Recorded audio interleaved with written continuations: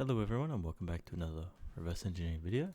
This one's a challenge from PicoCTF 2023 called Babygame 1, and what they give us is a binary. Just the usual sort of things to check for, like what kind of file is it. It's an executable, and there is the flag. Anywhere in particular that's easy to get. So these are my usually go-to functions when you're doing CTF with a binary. See what's in here. See things like you win, player position, if the player has the flag, but nothing standout like we're after. So let's give it a run. We can see here that it's some character on a big grid, and then we've got to move around, and we see that the end tile position is 28, 29. Alright, so we're just at the end, and let's enter there, and we're told you win. Yeah, which is something we saw in the when we ran strings, but we didn't get the flag. So I've already taken the liberty of firing this up in Ghidra, and let's take a look inside the main function. So you see here you win, which is what we're told when we complete it, but it does look like there's something to do with the flag here, or this win condition here. If this local AA4 is not null. So let's have a poke around at some of these variables. So when the application starts, it calls this init player and takes this local AAC, this value here. And then after it, inside the function, we can see that local AAC is set to 4, and then local AAC, and then an index of 1. So this means it's going to be the next byte, or whatever this is. I'm going to say it's an integer pointer. Integer pointer, and then so plus 4 bytes, because that's the size of an integer, gets another 4, and then plus 2, there's a 0. So 4, 4, and 0 gets written from the start. So it goes, the value 4 is written here, 4 is written here, and then a 0 is here in local AA4, which we see here. So we've got to get that value, that 0, to change.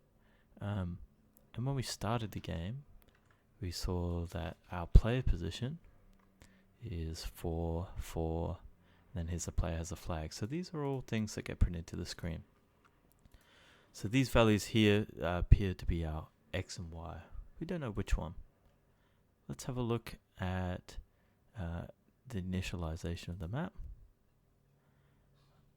And it just seems to be iterating through.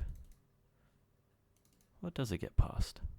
So it gets past local AA0, which is this big array, and AAC,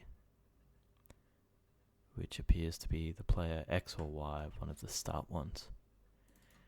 And then it goes through, and it looks like it calculates some X and Y and writes our player character there, and then otherwise it just does the default. I'm going to guess that this is a dot, this character here. I'm not too sure, but anyway, so it writes that. It writes that, and that's how they print the map. And then from here, there's a loop where it looks and checks. We get a character, and we move the player. Then we print the map. So let's have a look inside move player. So we can see W, S, A, and D, like our normal movement keys. They seem to do some pointer arithmetic again. And there's some extra keys here. So L seems to change our player tile. P seems to call a function to solve the round.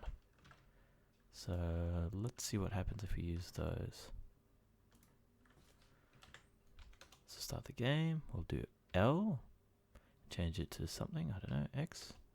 That seems to change it. And if we do P, seems to take us to the end automatically. Interesting.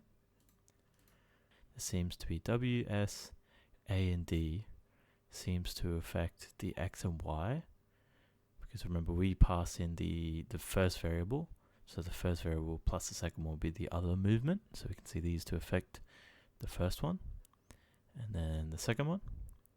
And then after that's complete, it appears to write the player tile somewhere. So it takes parameter 1 plus, I'm going to say this would be the y offset. So the rows would be, it would be some value multiplied by this distance. So if y was 0, it would be here, and then 1, it would be at least here, because this buffer is represented as just one big one, not a two-dimensional one.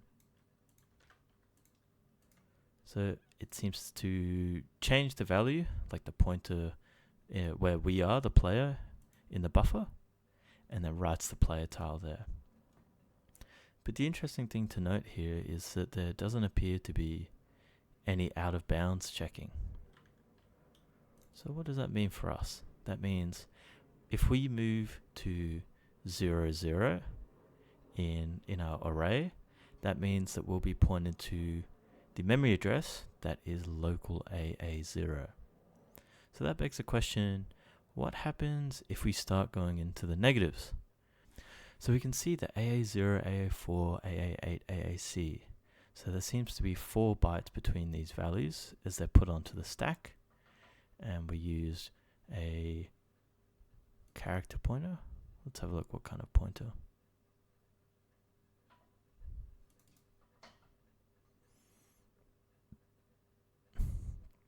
So we seem to have some pointer that writes a character tile. So we must have a byte pointer here.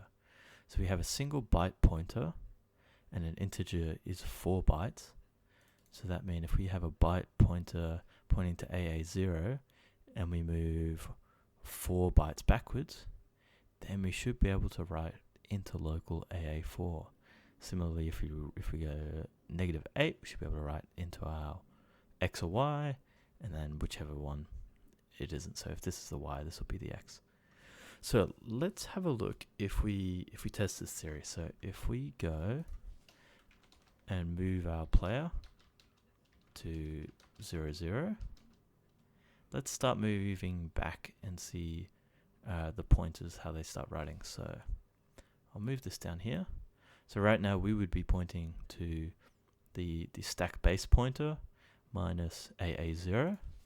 So this would be, if we move 1 to the negatives, would be AA1, and if we move again, AA2, AA3, and then AA4. See how player flag has been overwritten? We know this because this is the value that is on the stack at AA4, and we moved 4 bytes because this is AA0 and this is AA4, and each memory address is a byte. So this allows us, if we've satisfied local AA4, when we get to the end, we should be able to get the flag. So, and we saw before, if we press P, it will solve it for us. We'll move to the end. So let's move to the end, and we get flag. But obviously I'm running this locally, and I don't have a flag in the directory, but that's how we solve it.